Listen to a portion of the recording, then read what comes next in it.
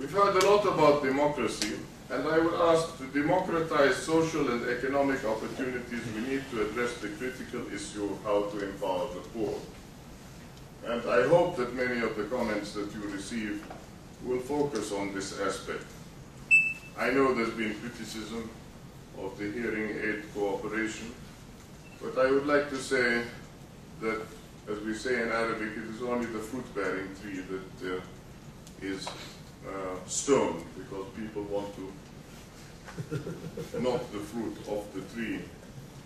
And I want to say to the vested interests who criticize such cooperation, do you not stay in hotels in which international investment includes all our nationalities and faiths?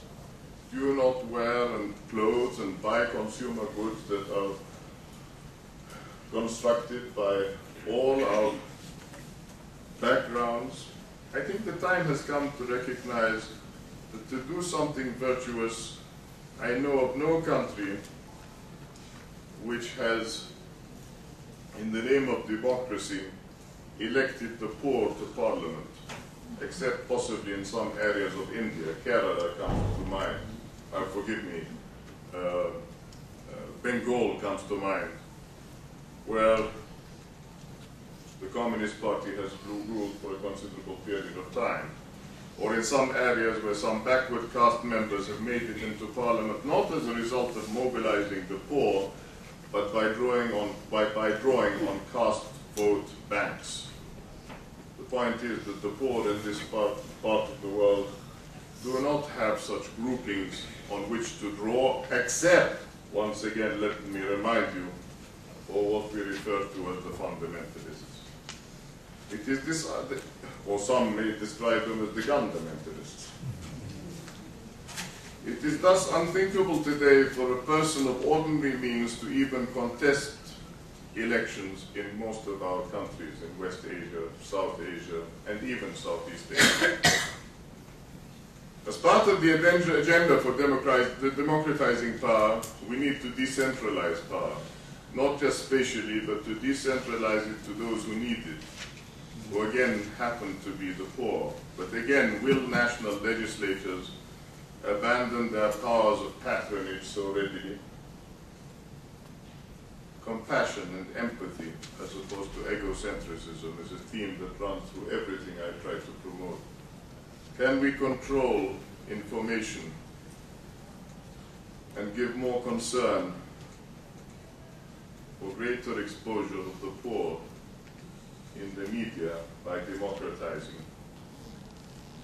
Not telling bad news stories, but developing a culture of participation through comprehension leading to understanding. Can we ever envisage a television station owned by the poor, or at least committed exclusively to addressing their concerns? I would suggest that one of the moves that should be considered, and I'm going to raise it in Paris again with Friends of Europe, is citizens conferencing. Not elites talking to a camera or talking to each other, but with the teleconferencing facilities that we have, citizens conferencing.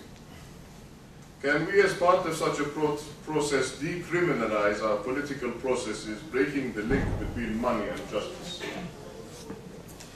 Can we thereby democratize justice to a point where a poor person gets all the justice he needs or deserves, not just what he or she can pay for?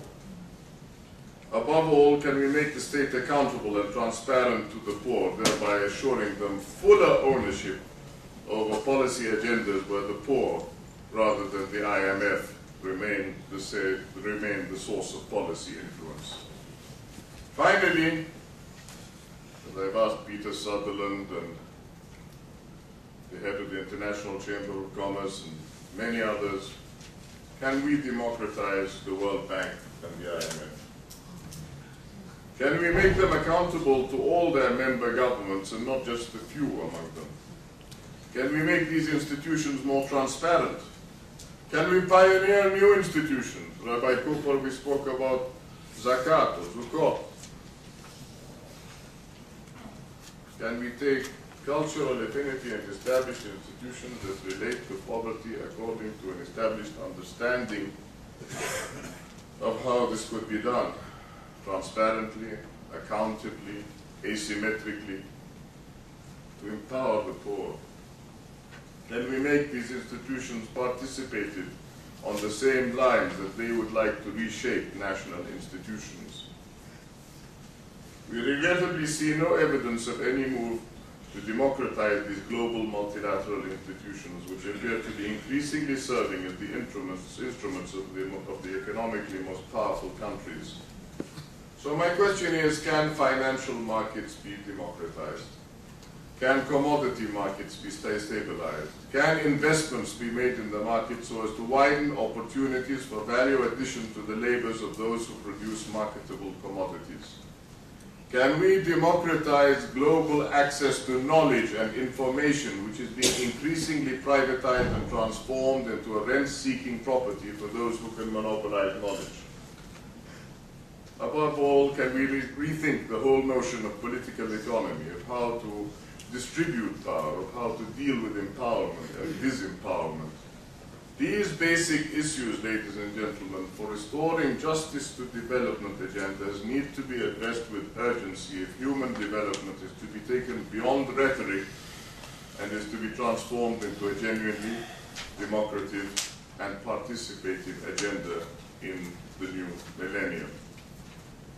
As religious scholars and social activists and representatives of business, you have understood the significance of being fully present to human suffering in order to transform the conditions of poverty. As members of the so-called interfaith community, you understand, although I always say that dialogue is not between the faiths, it is between the adherents of the faiths or the adherents of the family of man. You understand that it is not only in touching our own existential realization of poverty and experiencing the poverty of the spirit, as it is sometimes called, that we can truly address the poverty of nations. Yet as history and common experience have taught us, doing this is easier said than done. It requires our silence, personal reflection, empathy, compassion, dialogue, deep listening, and mutual understanding. This is easily forgotten in our crazy, fast-paced world, yet what could be more important? With much humility, allow me to add a couple of elements to your significant work in order that we expand the context of this important dialogue. In my humble opinion, a dialogue that does not incorporate this broader context can end up as a monologue. Let us create a new awareness of this broader context, lest we fall into a monologue of privatization or libertarian ideology that proposes only one-sided solution to global problems. In this regard, I caution you to see that you may not be providing anything specially unique. The commercialization of methods for fighting poverty has been entrenched for many decades now, and the world continues to pay the price for this kind of single-mindedness. Nor do I believe that Islam, Judaism, and Christianity, whether on their own or combined into interfaith ethics and values, as you rightly pointed out, Rabbi Greenberg, are going to make much of a difference. In fact, they could lead to a kind of market determinism which is given justification through religion, and that will only make matters worse for the direct protection and empowerment of the poor. Let us not allow religion to provide the rationale for a new sort of capitalism which would lead ultimately to an insidious new kind of global fascism based on extending the values of individual liberty through the marketplace of individual liberty,